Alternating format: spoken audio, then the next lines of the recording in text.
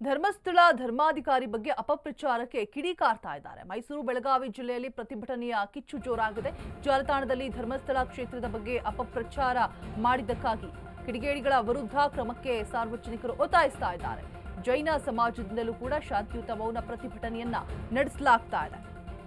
ಜಾಲತಾಣದಲ್ಲಿ ಧರ್ಮಸ್ಥಳ ಕ್ಷೇತ್ರದ ಬಗ್ಗೆ ಅಪಪ್ರಚಾರ ಮಾಡಿದವರ ವಿರುದ್ಧ ಕಿಡಿಗೇಡಿಗಳ ವಿರುದ್ಧ ಕ್ರಮಕ್ಕೆ ಸಾರ್ವಜನಿಕರು ಒತ್ತಾಯವನ್ನ ಮಾಡ್ತಾ ಇರುವಂತದ್ದು. ಜೈನ ಸಮಾಜದಿಂದಲೂ ಕೂಡ ಶಾಂತಿಯುತ ಮೌನ ಪ್ರತಿಭಟನೆ ಮಾಡೋದಕ್ಕೆ ಎಲ್ಲಾ ರೀತಿಯಾದಂತಹ ಸಿದ್ಧತೆಗಳು.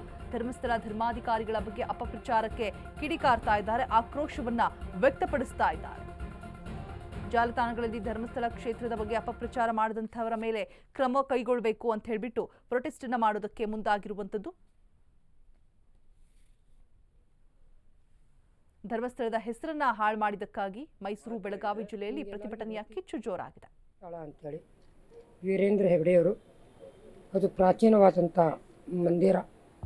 ಅಲ್ಲಿ ಎಲ್ಲರೂ ಕೂಡ ಪ್ರತಿಭಟನೆ ಯಾಕೆ ಮಾಡ್ತಾ ಇದ್ದಾರೆ ಅಂತಂದರೆ, ಒಂದು ರಾಗ, ಒಂದು ದ್ವೇಷ, ಇವು ಎರಡೂ ಇರೋದರಿಂದ ಪ್ರತಿಭಟನೆ ಆಗ್ತಾ ಇರ್ತದೆ. ಅದಕ್ಕಾಗಿ ನಾವೆಲ್ಲರೂ ಏನೋ ಒಂದು ಧರ್ಮದೊಳಗೆ ಯಾವುದೂ ಕೂಡ ರಾಗದ್ವೇಷ, ಭೇದ ಭಾವ, ಯಾವುದೂ ಸುಳ್ಳು ಆರೋಪವನ್ನು ಮಾಡಬಾರ್ದು.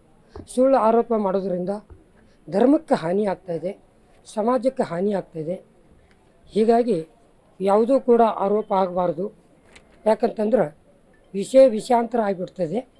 ಹೀಗಾಗಿ ಧರ್ಮಸ್ಥಳಕ್ಕೆ ಎಲ್ಲರೂ ನೋಡಿರ್ತೀರಿ, ಎಲ್ಲರೂ ಧರ್ಮಸ್ಥಳದವ್ರ ಭಕ್ತರು ಎಲ್ಲರೂ ಹೋಗ್ತಾ ಇರ್ತಾರೆ. ಆದರೂ ಕೂಡ ಯಾವುದೂ ತೊಂದರೆ ಆಗಬಾರ್ದು ಅಂತ ತಿಳ್ಕೊಂಡು ಅವರಿಗೆ ಯಾವಾಗಲೂ ಕೂಡ ಅವರು ಸತ್ಯ ಮಾರ್ಗದಿಂದ ನಡೀತಾರೋ.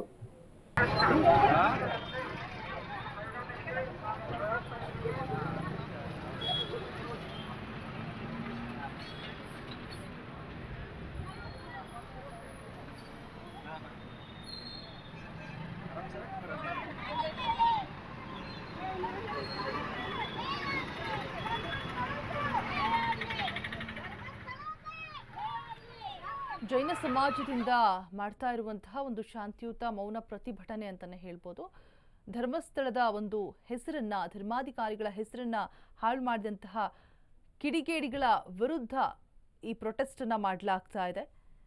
ಸುಮ್ಮನೆ ತನಿಖೆಯನ್ನ ಮಾಡಿಸಿದ್ರು, ಧರ್ಮಸ್ಥಳದ ಹೆಸರನ್ನ ಅಪಪ್ರಚಾರ ಮಾಡೋದಕ್ಕಾಗಿ ಈ ರೀತಿಯಾಗಿ ಮಾಡಿದ್ದಾರೆ ಅಂತ ಹೇಳ್ಬಿಟ್ಟು ಪ್ರೊಟೆಸ್ಟ್ ಮಾಡಲಾಗ್ತಾ ಇದೆ.